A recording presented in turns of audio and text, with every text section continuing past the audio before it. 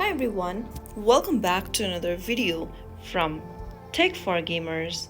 In this video, I'm going to show you how to exit a game on Roblox mobile.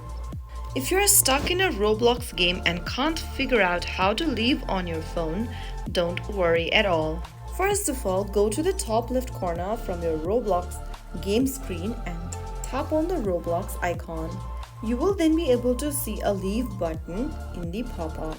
Click on leave, and when asked in the pop-up, click on leave once again if you want to make sure you want to leave the game.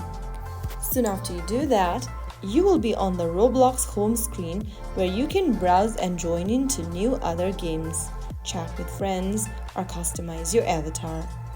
And that's it. Now you know how to leave any Roblox game on mobile with ease.